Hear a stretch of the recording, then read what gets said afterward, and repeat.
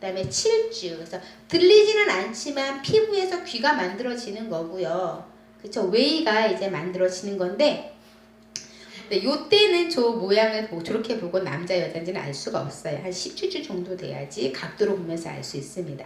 자, 3달 된 애기. 그래서 막 손가락 빨고 놀고 막 이러잖아요. 네, 그래서 빠르면 10주부터 손가락을 빨아요. 어떤 애기는 왼쪽 손, 어떤 애기는 오른쪽 손, 어떤 애기는 발가락. 자기 마음대로 막 빨고 놀죠. 그래서 요거 제가 살짝 좀 시간이 날 때는 요거 얘기해 주는데, 이렇게 발차기 하잖아요. 태동. 네, 그래서 태동이 이때는 아기가 엄마가 못 느끼죠. 그럼 언제부터 느끼냐면 기본적으로 5개월 되면 그때부터는 태동을 느끼는데, 왜 아기가 엄마 뱃속에서 막 이렇게 움직이냐면 이제 근육 발달을 위해서 막 열심히 움직이기도 하고, 이거를 이제 정서적인 측면으로, 이건 그냥 제 이야기인데 이게 해석을 하자면 이게 엄마한테 이렇게 말 거는 것 같았어요.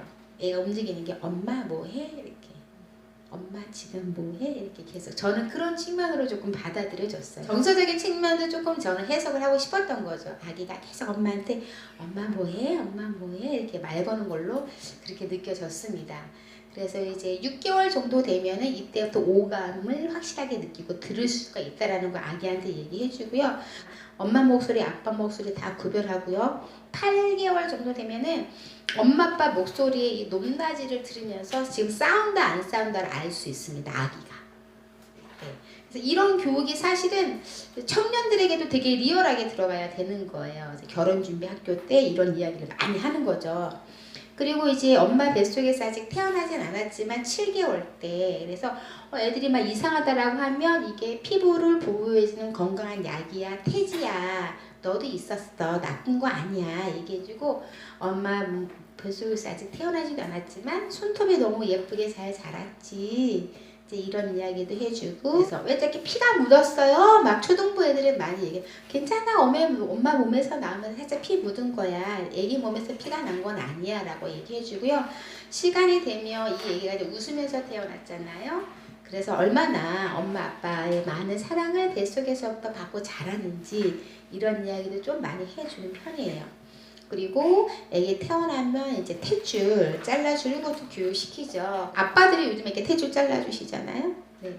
근데 이제 아빠들이 애기 탯줄 자르기 전에 진짜 아무 문제 없어요. 이렇게 만져봐도 돼요. 그 만진다고 막 의사 선생님이 큰일 났다 그러지 않아요. 어차피 몸 밖으로 나왔기 때문에. 그리고 이렇게 탯줄 자르기 전에 되게 탱탱해요. 매끄럽고. 저기가 저 안에가 혈관이 3개가 꼬여 있는 거예요. 동맥 2개, 정맥 하나. 그래서 탯줄을 이렇게 아빠가 자르기 전에 만지면 맥박이 뛰어요. 그 태맥이라고 얘기하거든요. 이런 걸 가르쳐주지 않으니까 아빠들은 그냥 무조건 자르기만 하죠. 근데 그건 아빠만 느낄 수 있는 감동인 거예요. 여자가 애 낳고 벌떡 일어나서 탯줄을 만져보겠습니까? 네, 그 자세 안 나오죠? 네. 그래서 아빠만 만질 수 있어요. 그리고 우리나라만 유독 탯줄이 일찍 잘라요. 해외는 그렇게 짧게 자르지 않아요. 탯줄 자르지 않는 출산도 있고. 왜냐면 이 마지막에 엑기스가 애기한테 가는 거예요. 탯줄을 통해서. 그러니까 현대식의 출산 문화가 사실은 어떻게 보면 다 좋은 건 아니다라는 얘기를 하는 거죠. 탯줄을 아빠들도 잘 못 자르는 게 이제 애기가 아플까봐. 그리고 생각보다 더 탯줄이 잘 잘라지지 않습니다. 저 때는 완전 탱탱하거든요. 미끄덩 가위가 미끄덩 이렇게 되는 거예요. 근데 이제 아빠가 힘있게 이렇게 자르면 되는 거고, 애들에게 여기서 하나님이 얼마나 우리를 정말 완벽하게 창조하셨는지 얘기를 해줘야 되는 거예요. 탯줄은 통각이 없어요. 안 아파요. 잘라도.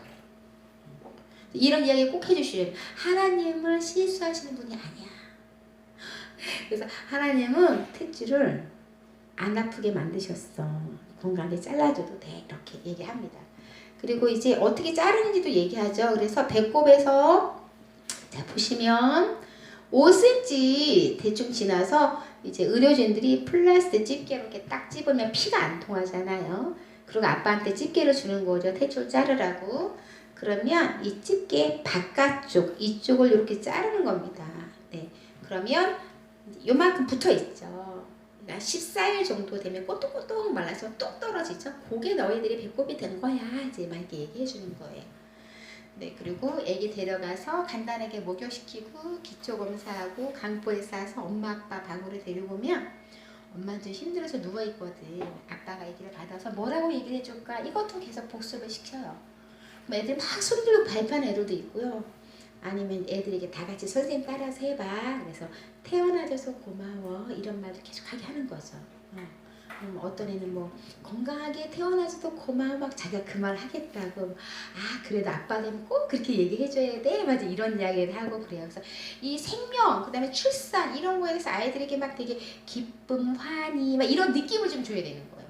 왜냐하면 이제 우리와 다른 성교육을 하시는 데서는 임신이나 출산이나 단어를 안 쓰시거든요. 재생산권 그러셔가지고 네 진짜 네 그래서 이 임신 출산이 너무나 아름다운 이런 말들을 우리는 오히려 의식적으로 조금 아이들에게 많이 해줄 필요가 있습니다. 자 그리고 이제 아빠가 아기 안고 있다가 엄마한테 이렇게 주면 엄마가 그때부터 뭐 해야 돼? 이제 젖 먹이는 거. 그래서 여자의 가슴도 사실은 생명을 살리기 위해서 하나님이 우리에게 여성 호르몬 안에는 가슴이 나오게 하고 거기에서 젖이 나오게 하는 그런 신비를 주셨다라고 얘기를 해서 여자의 가슴이 어떤 야하고 이상하고 뭐 내가 어떤 뭐 섹스 어필을 해야 되는 도구 이렇게 접근하는 게 아니라 여자만 아기를 낳을 수 있잖아요. 그렇죠? 그러니까는 여자가 아기를 낳고 나서 아기를 낳고 또 먹여야 되겠죠. 그래서 여자에게 가슴이 나오고 젖을 만드는 호르몬이 있는 거다. 이렇게 신체에 대해서 얘기를 해줘요. 그러니까 아이들이 이렇게 신체에 대해서 신체 이미지에 대해서도 이야기를 해주면 사춘기가 돼서 자기 막 몸이 변했을 때 그거를 이상하게 나쁘게 부정적으로 바라보는 게 아니라는 거죠. 즉 우리의 모든 몸을 다 생명 관점으로 바라보게 되는 거예요. 뭐든지 생명 관점으로. 여자의 가슴도 생명, 생식기도 생명, 다 생명의 관점이잖아요. 근데 특히 사춘기 때 몸의 변화가 일어나는데 제일 크게 일어나는 게 뭐 이제 생식기 변화, 그 다음에 또 여자 같은 경우에는 가슴이 나오는 거에 대해서 이런 거에 너무 예민하잖아요. 또 생리하는 거에 대해서. 근데 이 모든 거를 다 생명의 관점으로 들어가는 거죠. 그래서 성 이퀄 생명이 되는 겁니다. 내 몸 이퀄 생명이 되는 거고요. 그런 관점으로 들어가면 아이들이 이 교육을 외설적이라고 느껴지지 않는 거죠. 그래서 그 생명이 얼마나 소중한지를 아이들이 아니까 나를 함부로 하지 않고 다른 사람을 함부로 하지 않는 겁니다. 생명을 함부로 하게 되는 거니까. 자, 그래서 이 뱃속에 있을 때도 나였고 태어났을 때도 나였고 이 아기가 뱃속에 있을 때도 남자였고 남자로 태어났고 지금 5살 됐는데 우리 아기는 남자로 잘 크고 있어. 근데 문제는 앞으로도 남자로 잘 클 거야. 멋있게. 그러니까 남자로 생겼으면 남자로 태어나고 남자로 산다라는 거죠. 여자로 하나님이 딱 찍어주셨으면 여자로 뱃속에서 살다가 여자로 태어나고 앞으로도 여자로 살게 된다라는 겁니다.